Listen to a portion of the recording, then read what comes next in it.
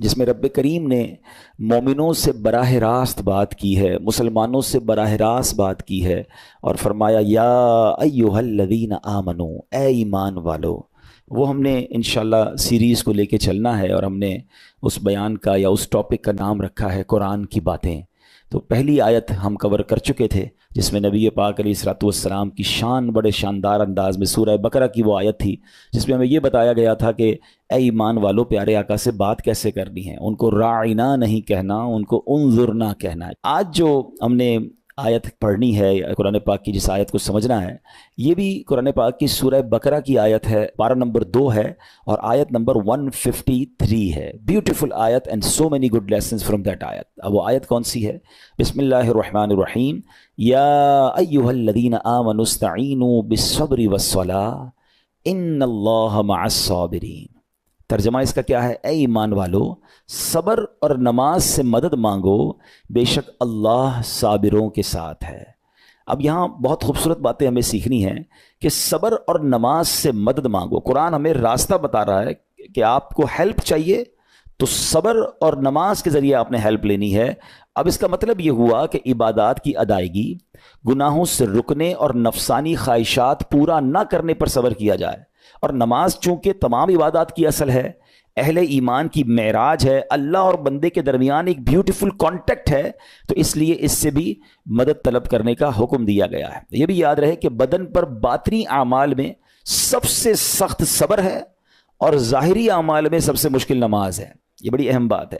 کچھ اعمال وہ ہیں جن کا تعلق دل سے ہوتا ہے، انسائٹ ہوتا ہے۔ انسائٹ اعمال میں سب سے مشکل کام کیا ہے؟ صبر کرنا۔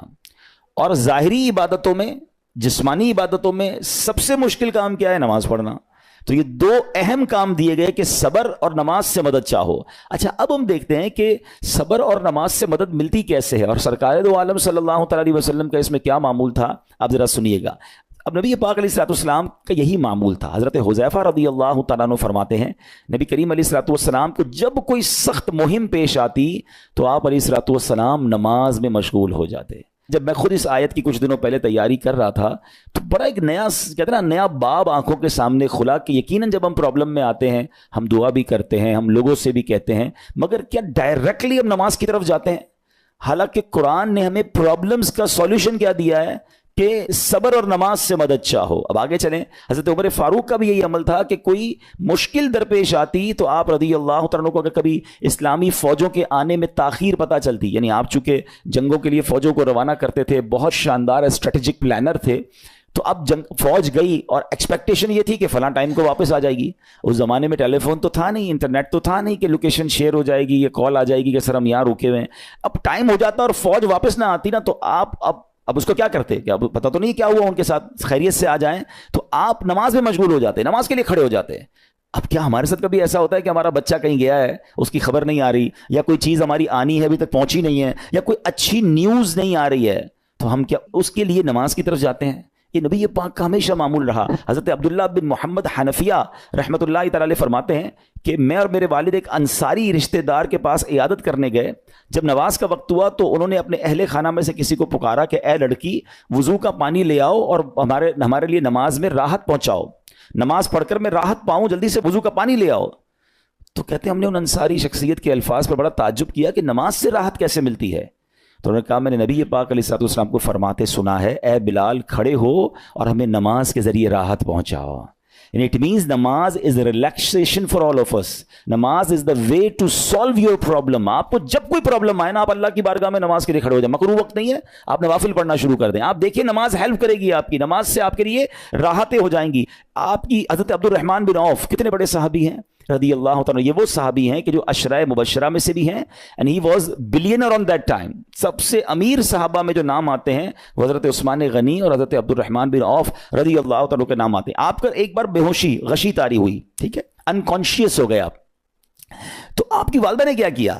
آپ کی والدہ، لوگ سمجھے کہ آپ کی جان نکل گئی ہے، آپ کی والدہ مسجد کی طرف چل پڑیں تاکہ وہاں جا کے نماز پڑھیں اور اس سے مدد حاصل کریں۔ جب حضرت عبد الرحمن بن عوف کو ہوش آیا نا، تو لوگوں نے کہا کہ آپ کی طبیعت کیسی ہے؟ تو آپ نے کہا کیا مجھ پر غشی طاری ہو گئی تھی ہیں؟ تو کہا جی۔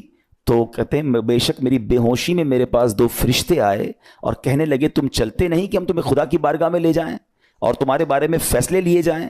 دوسرے فرشتے نے کہا انہیں لوٹا دو, یہ ان افراد میں سے ہے جن کے لیے ان کی ماؤں کے پیٹ میں ہی سعادت مندی لکھ دی گئی تھی, اور ان قریب اللہ تعالیٰ ان کے ذریعے ان کی اولاد کو جب تک چاہے گا نفع دے گا. اس کے بعد آپ رضی اللہ تعالیٰ عنہ 1 مہینہ مزید زندہ رہے, اس کے بعد انتقال ہوا. تو پتہ چلا کہ آپ کی والدہ نے نماز پڑھی, اللہ سے مدد مانگی, اور آپ کو اللہ نے ایک نئی زندگی عطا فرمائی. تو آپ اپنی زندگی میں اس پریکٹس کو آج اس آیت سے دیکھیں. ہم نے کرنا کیا ہے, ہم جب بیان میں آئیں تو صرف بیان نہیں سننا ہے, ہم نے اللہ نے مجھے کہا کیا ہے. ہم اس ٹاپک کو لے کے اسی لیے چل رہے ہیں نا کہ میرے رب نے ڈائریکٹلی مجھ سے کیا بات کی ہے. تو آج اس آیت میں یہ لیسن مل رہا ہے کہ جب کسی پرابلم میں ہے, کلیمٹی میں ہیں, تو اللہ کی طرف جانا ہے اور نماز سے مدد چاہنی ہے. وَاسْتَعِينُوا بِالصَّبْرِ وَالصَّلَاةِ. اچھا اب آپ دیکھیں پیارے آقا کی نماز کی کیسی عادت تھی. بادل گرجتے تھے, آندھی چلتی تھی, کسی بری خبر کی اطلاع آ رہی ہوتی تھی, نبی پاک نماز کی طرف چلے جاتے. اچھا مجھے بتائیں نماز استسقاء کیا ہے؟ بارش نہیں ہو رہی ہے, پیارے آقا نماز پڑھا رہے ہیں. سورج گہن ہو رہا ہے, نبی پاک نماز پڑھا رہے ہیں. چاند گہن ہو رہا ہے, پیارے آقا نماز کی طرف. یعنی کس قدر اللہ کی طرف رجوع ہے. And whenever anything bad happen یا گوئنگ ٹو بیڈ ہیپن, ہونے والی لگ رہی ہے, کچھ بڑا ہونے والا ہے. ہمیں بھی تو خبریں آ رہی ہوتی ہے نا کہ بھائی کل بہت شدید بارش ہوگی, اللہ نہ کرے کوئی اور بری خبر ایکسپیکٹیشن ہے, آپ کو کاروبار میں کوئی ایسی خبر آنے کا ڈر ہے, یا آپ کی کوئی شپمنٹ جاری ہے, واٹ ایور آپ چاہتے ہیں ہر چیز بہتر ہو جائے. قرآن نے فارمولہ دیا نا, وَاسْتَعِينُوا بِالصَّبْرِ وَالصَّلَاةِ. اللہ نے ڈائریکٹلی مجھے اور آپ کو کہا ہے. تو from now on words make your practice کہ میں نے انشاءاللہ نماز سے مدد لینی ہے. اور آپ اپنی آنکھوں سے دیکھیں اور آپ اللہ سے عرض بھی کریں کہ اللہ تو نہیں قرآن میں کہا ہے مدد لے, میں نے کھڑا ہو گیا نماز کے لیے. تو نماز سے آپ نے مدد لینی ہے. اچھا اب اس کے بعد آیت کا جو سیکنڈ پارٹ ہے کہ صبر سے بھی مدد لینی ہے. اور آگے کیا فرمایا, ان اللہ مع الصابرین, اللہ صابروں کے ساتھ ہے. سبحان اللہ. اس کا مطلب یہ ہوا کہ اللہ تعالیٰ اپنے علم و قدرت کے ساتھ ویسے تو ہر کسی کے ساتھ ہے, لیکن یہاں صبر کرنے والوں کا خاص ذکر اس لیے ہوا تاکہ انہیں معلوم ہو جائے کہ اللہ تعالیٰ ان کی مشکلات کو دور فرما دے گا. مگر کرنا کیا ہے؟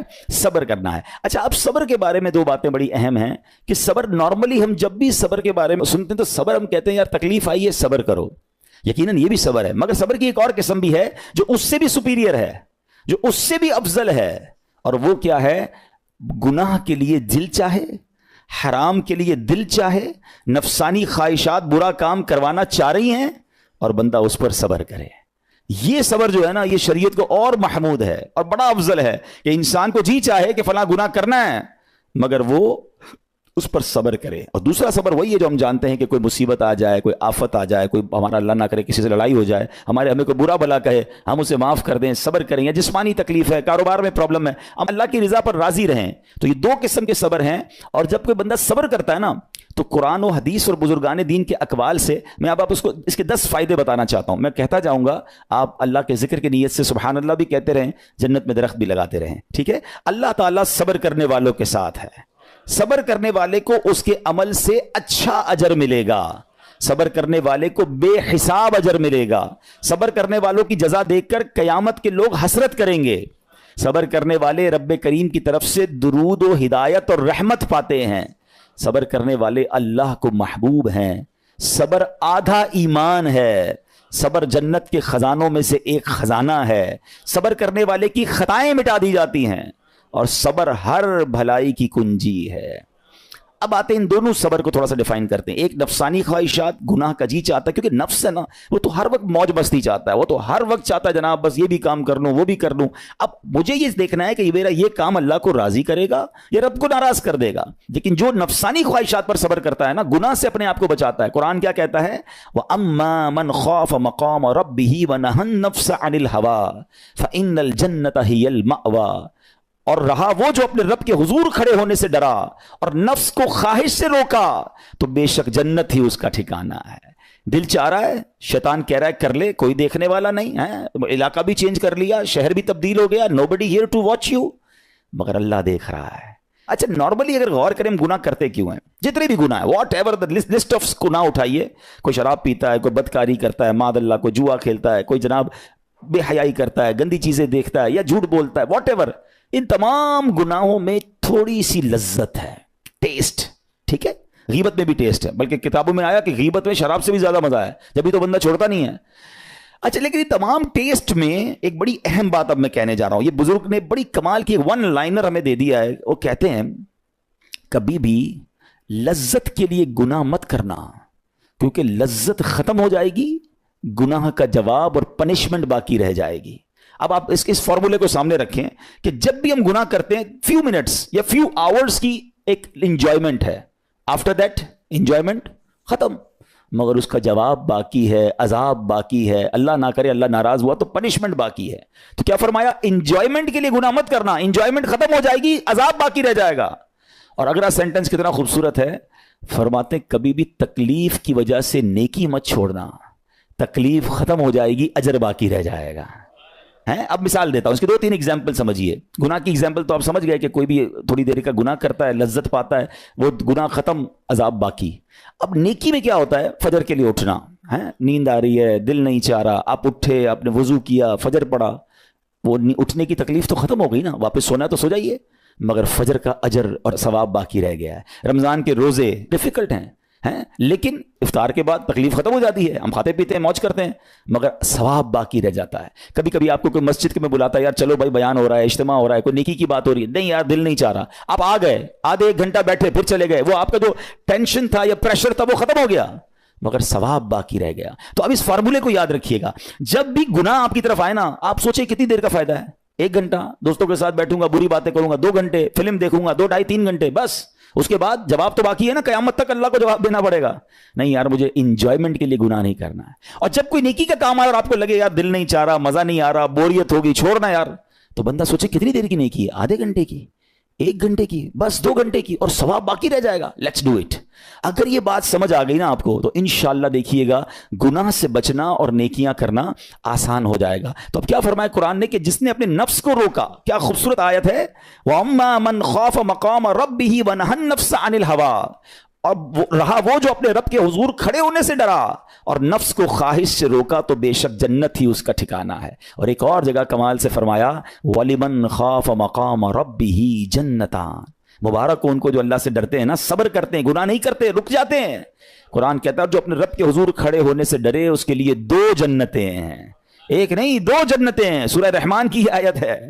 تو پتا چلا کہ نفس کو روکنا یہ آسان بھی نہیں ہے, ہاں دل بہت چاہتا ہے, مگر یہ صبر جو ہے نا, ان اللہ مع الصابرین کا جو معراج ہے, جو ٹاپ آف دا لسٹ صبر ہے, وہ یہ صبر ہے. اچھا اب آتے ہیں ایک اور صبر کی صورت, کہ اب آپ کو کسی نے غصہ دلا دیا, برا بھلا کہا, یا آپ کے مزاج کے خلاف بات ہو گئی, اب آپ نے روکنا ہے اپنے آپ کو. اب غصے کا اظہار نہیں کرنا, لڑائی نہیں کرنی, گالی کا جواب گالی, اینٹ کا جواب پتھر, انگریزی کا مقولہ ہے نا ٹٹ فور ٹیٹ, جیسے کو تیسا نہیں, یہ ہماری شریعت ہمیں نہیں سکھاتی. اچھا آج کل کسی کو کہو نا یار آپ کیوں یار لڑائی کر رہے ہیں, بھائی میں جواب نہ دوں تو لوگ سمجھیں گے کمزور آدمی ہوں, مجھے اپنا روب بھی تو رکھنا ہے, میں بھی تو پتہ چلے کون ہوں, اپنا بتاؤں تو صحیح کون ہوں.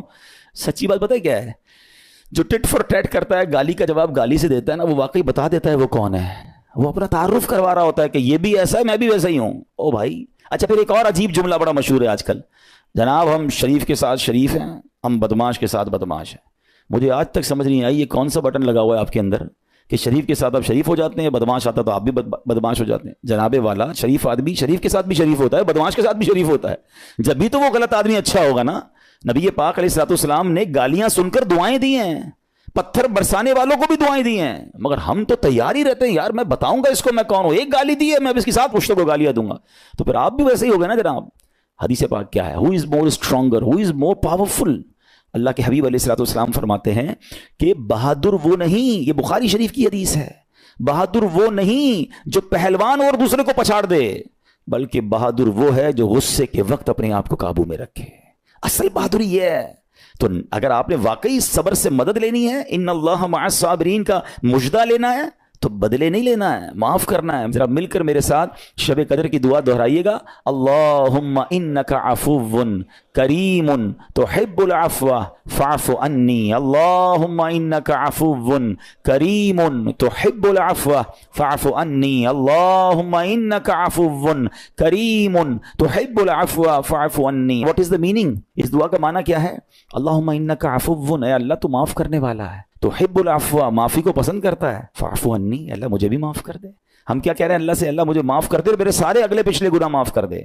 مگر دیر از اے کوسچن, آپ نے معاف کر دیا سب کو؟ بندہ کہتا ہے جی میں تو انتظار میں بیٹھا ہوں, میں تو موقع کی تلاش میں, بس موقع ملے پھر بتاؤں گا میں کون ہوں. ہاتھ میں آ نہیں رہا بندہ, ٹرائی کر رہا ہوں کسی جگہ آ جائے, بس کوئی اس کے پیسے ویسے آ جائیں, کوئی اس کا معاملہ میرے پاس آ جائے, بس پھر دیکھو کیا کرتا ہوں. بیٹھے اس انتظار میں بیٹھے بہت سارے لوگ, کمال ہے یار. یعنی دشمنیاں پالی ہوئی ہیں, رشتہ داریاں کاٹی ہوئی ہیں, دوستوں کے پاس جا نہیں رہے ہیں, میاں بیوی میں لڑائی ہے, ایک سوری کے لیے بیوی گھر بیٹھی ہے, وہ کہتی شوہر سوری کہہ دے تو میں آ جاؤں گی, شوہر کہتا ہے بیوی معافی مانگ لے تو میں لے آؤں گا. ارے بھائی کوئی بھی آگے بڑھ کے معافی کر لو بھائی, اللہ سے معافیاں مانگ رہے ہو, بندوں کو معاف کرنے کے لیے کوئی تیار نہیں ہے. مجھے خود بتائے نا یہ کیسی دعا ہے کہ اے اللہ تو مجھے معاف کر دے, میں نے کسی کو معاف نہیں کرنا. یہ بنتی ہے دعا؟ اللہ سے پتہ ہے کیا کہیں, اے اللہ میں نے بندہ ہو کر تیرے سارے بندوں کو معاف کر دیا ہے, تو سب سے بڑا معاف کرنے والا ہے نا, اللہ تو بھی مجھے معاف کر دے. Look at the way to talk, یہ مزہ ہے نا بات کرنے کا, پھر دعا کرنے کا لطف بھی آئے گا آپ کو. تو دشمنیاں نہ رکھیں, غصے پر قابو پائیں, معاف کریں. ایک حدیث سن لیجئے, لرزا دیتی ہے, ڈرا دیتی ہے. اللہ کے نبی علیہ الصلوۃ والسلام فرماتے ہیں جو رحم نہیں کرتا اس پر رحم نہیں کیا جاتا, حدیث کا خلاصہ ہے, اور جو معاف نہیں کرتا اسے معاف نہیں کیا جاتا. اب بتائیے ہم معاف کرتے ہیں, ہم رحم کرتے ہیں؟ ہم کہتے ہیں اللہ ہم پر رحم کرے, ہم کسی پر رحم نہ کریں. نہیں ہوگا رحم, پہلے اپنے اندر تو لائیے یہ باتیں. اب ایک آیت سنیے گا اس کے تحت ایک واقعہ, اور پھر میں بیان کو کنکلوڈ کرتا ہوں. اللہ کریم ارشاد فرماتا ہے الذین ينفقون فی السراء والضراء والکاظمین الغیظ والعافین عن الناس واللہ یحب المحسنین. قرآن میں رب فرماتا ہے وہ جو خوشحالی اور تنگ دستی میں اللہ کی راہ میں خرچ کرتے ہیں. یہ بڑی خوبصورت بات ہے, یہ غریب اسلامی بھائیوں کے لیے بھی مدنی پھول ہے. امیر تو خرچ کرتا ہے نارملی, غریب خرچ نہیں کرتا اللہ کی راہ میں. ہمارے قبلہ مفتی قاسم صاحب نے تفسیر قرآن صراط الجنان میں ایک بڑی پیاری بات لکھی. آپ کہتے ہیں پوری دنیا کے امیروں کا سروے کر لینا, ان کی جو پیسے بڑھنے کی ایک وجہ یہ بھی ہوتی ہے کہ وہ کہیں نہ کہیں چیریٹی کر رہے ہوتے ہیں, مدد کر رہے ہوتے ہیں. وہ مدد اور وہ نیکی ان کے پیسے بڑھا رہی ہوتی ہے. اور پوری دنیا کے غریبوں کا سروے کریں تو ان میں سے بڑی تعداد وہ جو خرچ ہی نہیں کرتی اللہ کی راہ میں. کہتے ہیں ہم کیا خرچ کریں, ہم تو غریب ہیں, ہم پر لوگ خرچ کریں. میں آپ کو فارمولہ دے رہا ہوں اور یہ قرآن سے دے رہا ہوں. جو تنگی میں بھی اللہ کی راہ میں خرچ کرتے ہیں, جو خوشحالی میں بھی خرچ کرتے ہیں. آپ تنگی میں آپ روپیہ خرچ کریں, یہ نہیں کہتے آپ 10,000 روپے خرچ کریں, جتنی آپ کی حیثیت. یہ کاروبار ہے, آپ 1 روپیہ دیں گے اور آئے گا, آپ 10 روپے دیں گے اور آپ کسی نہ کسی نیکی کے کام میں خرچ کرتے رہیں, آپ غربت سے باہر آ جائیں گے. If you want to take out yourself from that problem, آپ آئیں اللہ کی راہ میں خرچ کرنا شروع کریں. قرآن کہہ رہا ہے کہ جو تنگی اور خوشحالی میں اللہ کی راہ میں خرچ کرتے ہیں. اور اگلا پارٹ کتنا خوبصورت ہے, فرمایا والکاظمین الغیظ والعافین عن الناس, فرمایا اور غصہ پینے والے اور لوگوں سے درگزر کرنے والے. انعام کیا ہے, واللہ یحب المحسنین, اور اللہ نیک لوگوں سے محبت فرماتا ہے. اور پھر ہاں زندگی میں کلیمٹیز, پرابلم, بیماریاں, مشکلیں, قرآن خود کہتا ہے کہ من قریب تمہیں آزمائیں گے. کبھی بیماری آئے گی, کبھی بھوک آئے گی, کبھی مال کم ہو جائیں گے, کبھی ڈسٹربنس آئے گی, خوف آ جائے گا. تو بی ریڈی فار دیٹ, صبر کرنا ہے, کیونکہ اللہ نے فرمایا وبشر الصابرین, صبر کرنے والوں کے لیے خوشخبری ہے. تو اللہ کرے کہ یہ بات ہمیں سمجھ آ جائے اور ہم اس آیت پر عمل کرنے والے بن جائیں تو زندگی بڑی آسان ہو جائے گی. یہاں ایک میں عقیدے کی بات بھی کلیریفائی کر دوں. کچھ لوگوں کو بعض اوقات کنفیوژن ہوتی ہے یا لوگ کنفیوژن کریٹ کرتے ہیں. مجھے ایک بات بتائیے گا کہ اللہ کیا کہہ رہا ہے, وَاسْتَعِينُوا بِالصَّبْرِ وَالصَّلَاةِ, اے ایمان والو صبر سے اور نماز سے مدد چاہو. کیا صبر اور نماز خدا ہیں؟ بتائیے, نہیں ہے نا, اللہ تو نہیں ہے. ہم صبر اور نماز کی عبادت تو نہیں کرتے. تو جب قرآن کہہ رہا ہے کہ صبر اور نماز سے مدد مانگو, تو غیر اللہ سے مدد مانگنے کا درس تو ہمیں قرآن دے رہا ہے. تو اس کا مطلب یہ ہوا کہ اللہ کے سوا کسی چیز سے یا کسی شخصیت سے مدد لینے کا مقصد یہ نہیں ہوتا کہ ہم اس کی عبادت کر رہے ہیں.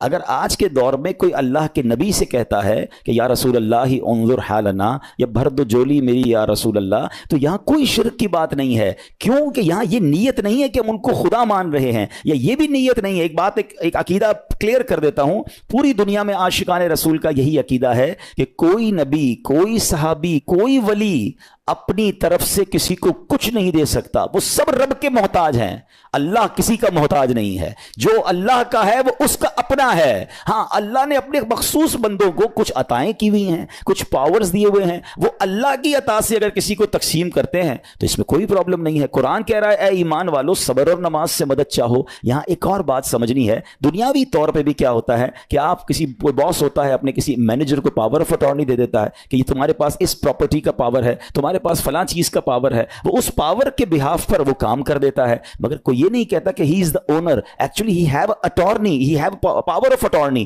بالکل ہمارا بھی عقیدہ یہ ہے کہ اللہ نے اپنے کچھ مخصوص بندوں کو, اپنے پیاروں کو کچھ اختیارات عطا فرمائے ہیں, اور جب وہ ان اختیارات پر عمل کرتے ہیں تو ایکچولی وہ اللہ ہی کی عطا ہے. ہاں, دنیا میں اگر کوئی یہ سمجھتا ہے کہ کوئی شخصیت یا کوئی بزرگ یا کوئی اللہ والے اپنی طرف سے دیتے ہیں, رب کا اس میں کوئی دخل نہیں, تو یہ شرک ہے, یہ بات درست نہیں ہے. ہمارا سب کا عقیدہ یہ ہے کہ جو کچھ دنیا میں اگر کسی ولی, نبی, صحابی کے پاس ہے وہ رب کا دیا ہوا ہے, رب کی عطا ہے, رب ان کو دیتا ہے, رب کو کوئی نہیں دیتا. رب کے پاس جو کچھ ہے وہ اس کا اپنا ہے.